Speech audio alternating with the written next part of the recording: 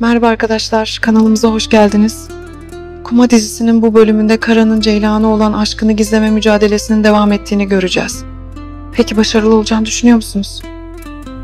سلام دوستان به کانال ما خوش اومدید.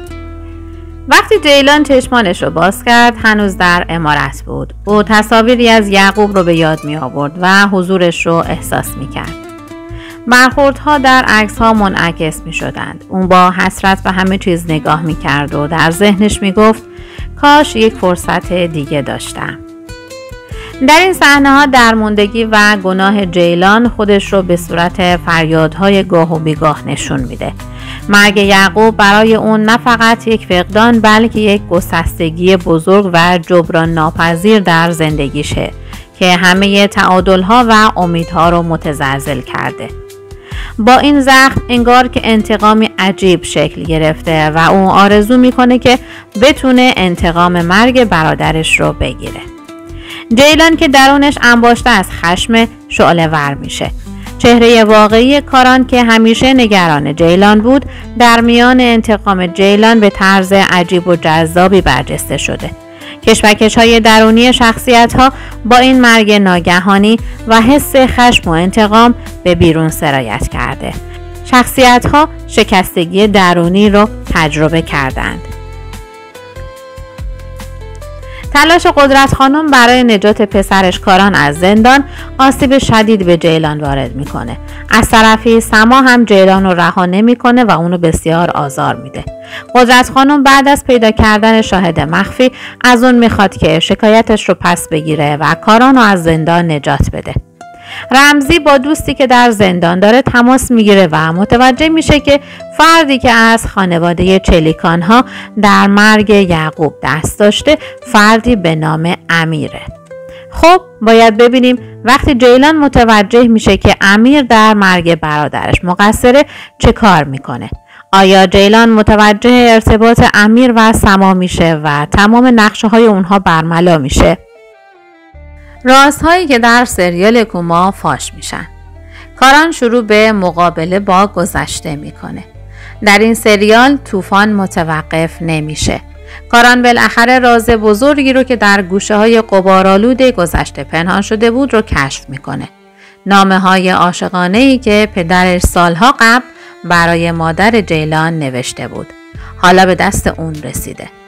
با این حرفها دنیای کاران به هم میریزه. حقیقت رو دیگه نمیشه پنهان کرد. دل کاران شکسته چون اون متوجه شد که عشق بزرگ پدرش مادر جیلان بوده. بزرگترین مانع این عشق چه کسی بود؟ قدرت خانم.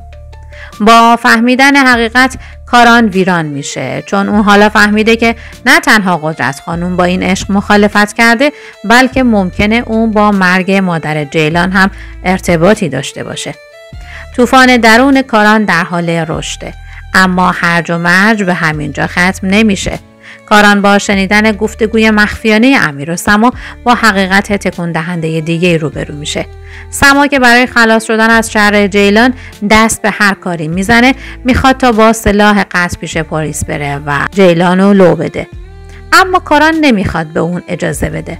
کاران با عصبانیت با سما برخورد میکنه اما در پشت این عصبانیتش نقشه‌ای هم در سر داره. اما چرا کاران مانع استفاده سما از چنین کارت قدرتمندی میشه؟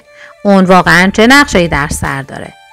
در همین حال جیلان که از مرگ برادرش یعقوب دچار بحران عاطفی عمیقی شده اقدام به کشتن خودش میکنه. اون میگه که دیگه قلبش تحمل این دردها رو نداره. اما کاران موفق میشه جلوی اونو بگیره اما خودش مورد اصابت گلوله قرار میگیره. در این قسمت پر از تنش و احساس تماشاگران دوباره اشک میریزند. آیا عشق کاران و جیلان از این همه رنج و سختی جون سالم به در میبره؟ آیا امید جدیدی برای اونها متولد شده؟ برای عشقی که زیر سایه های شومی که در اتفاقات گذشته گیر افتاده؟ برای اطمینان از اینکه هیچ جزئیاتی از این رویدادهای تکون دهنده را از دست ندید در کانال ما عضو بشید. در کامنت ها برای ما بنویسید که فکر میکنید برنامه واقعی کاران چیه و اون چه نقشه‌ای در سر داره. آیا در کوما رازها آشکار میشن و عشق جیلان و کاران به نتیجه میرسه. فراموش نکنید نظراتتون رو در کامنت ها برای ما بنویسید. ویدیو رو لایک کنید و kanalı ما رو دنبال کنید. تا videoهای بعدی خدا نگهدار. Bu serinin şok edici olaylarını kaçırmamak için kanalımızı takip edin. Bir sonraki videolara kadar hoşça kalın.